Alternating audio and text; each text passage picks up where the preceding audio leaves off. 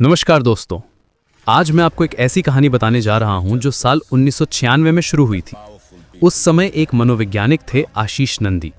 वे नरेंद्र मोदी का इंटरव्यू ले रहे थे, लेकिन इंटरव्यू के बाद जो हुआ वो बहुत चौंकाने वाला था।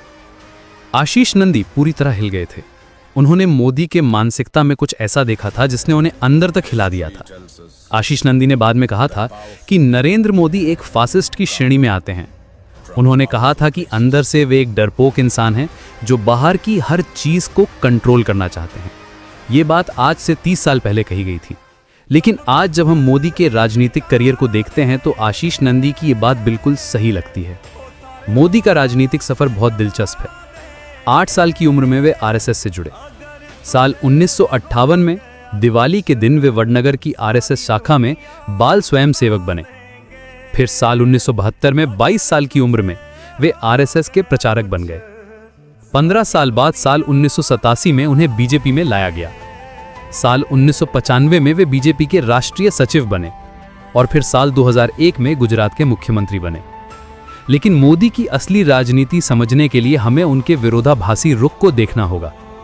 जब उन्हें वोट चाहिए होते हैं तो वे अपनी बात बदल देते हैं। कभी वे कहते हैं कि सावन में मटन पकाने वालों को वोट मत दो। कभी वे कहते हैं कि जब तक मैं जिंदा हूं इस देश को धर्म के आधार पर बांटने नहीं दूंगा। कभी वे कहते हैं कि सेक्युलरिज्म हमारे खून में है। ये सब बातें वे अलग अलग समय पर अलग अलग जगह कहते हैं।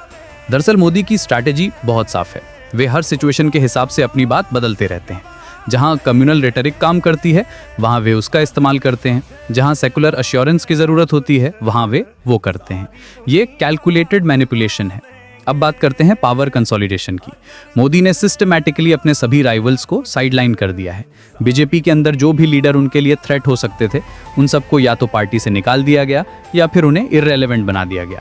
इसके बजाय जो लोग उनके लॉयल हैं उन्हें प्रमोट किया गया है, चाहे वे कॉम्पिटेंट हों या ना हों। सबसे चिंताजनक बात यह है कि मोदी ने डेमोक्रेटिक इंस्टीट्यूशंस को भी अपने कंट्रोल में ले लिया है। Judiciary, reserve bank of India, election commission, ये सभी इंस्टीट्यूशंस अब उनके पॉलिटिकल एजेंडा के हिसाब से काम करती दिखती हैं। ये डेमोक्रेसी के लिए बहुत खतरनाक है। मोदी के आसपास एक कल्ट ऑफ पर्सनालिटी भी बनाई गई है। हर जगह उनकी तस्वीरें लगी हैं, पब्लिक एसेट्स का नाम उनके नाम पर रखा जा रहा है, हर गवर्नमेंट स्कीम में उन्होंने नाम है। ये सब एक डेलिब्रेट एफर्ट है उन्हें एक लार्जर देन लाइफ फिगर बनाने के। प्रशांत किशोर ने एक बहुत इंपॉर्टेंट बात कही। उन्होंने कहा था कि बीजेपी सिर्फ आपका वोट नहीं चाहती, वे आप पर साइकोलॉजिकल डोमिनेंस चाहते हैं। वे चाहते हैं कि आप उनकी वर्शिप करें, आप वही पहने जो वे कहें, वही खाएं जो वे कहें।